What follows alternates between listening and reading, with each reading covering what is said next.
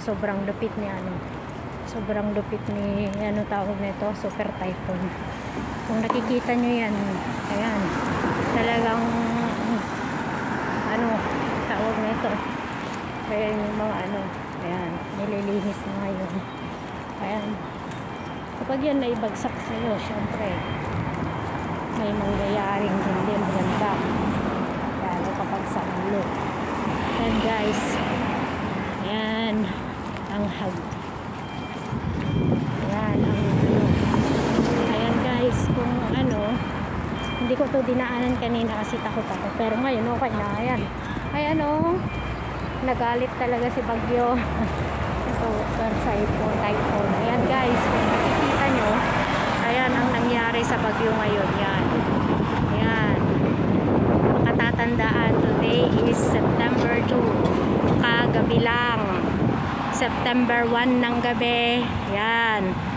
Tapos, September 2 na madaling araw, ito na ang nangyari. Ayan. Kasi, alas 6, pagitan ng alas 6 to 8, signan number 10 na hanggang sa ano na alas 12 ng umaga, madaling araw ng September 2. Ayan guys, kung nakikita nyo, ito, ayan, yero yan, nilipad, na per talaga, grabe oh. Ayan, kung nakikita nyo, galing yan sa taas, hindi ko alam kung saan yung galing, basta na per. Ayan guys, kung nakikita nyo. Guys, September 2, September 1 nangyari yung ano, bagyo. Ayan, ayan, naipon-ipon na nila yung mga basura ngayon kasi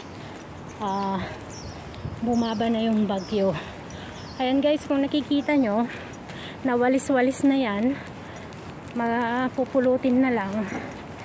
Ayan, kung yung mga sanga-sanga na yan malinis na ano na siya, na tawag na to. Ayan, kung nakikita nyo guys, nakakahingal din tignan.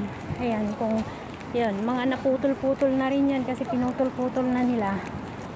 Ayan, pero hindi pa hinakot, pinagilid lang. Ayan guys, kung ayan, naputol-putol na siya, kung nakikita nyo, pinutol-putol na nila kasi nga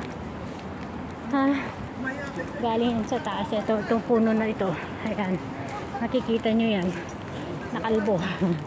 Ayan, dahil kay super typhoon. Ayan, kung nakikita nyo guys, naputol-putol na siya, pinutol-putol na.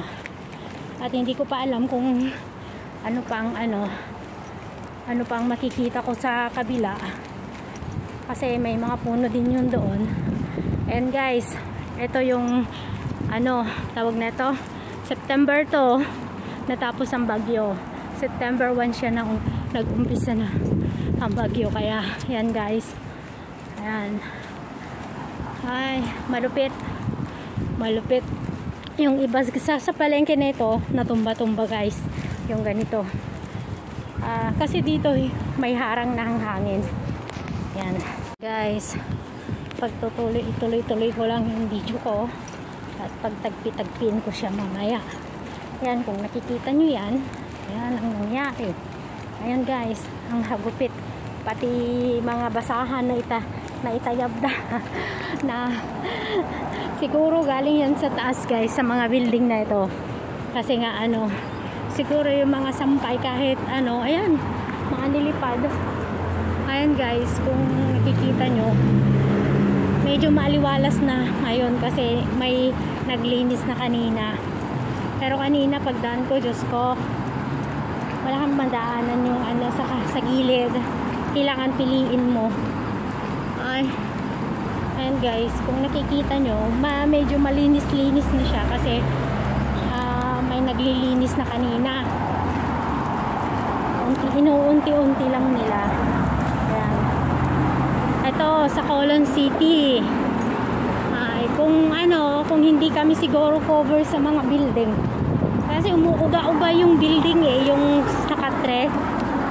Paano ka makakatulog kung bug lahat ganon. Etong basura na ito, inikot-ikot siya ng bagyo pataas, tsaka niya binalibag dun sa kabila yon.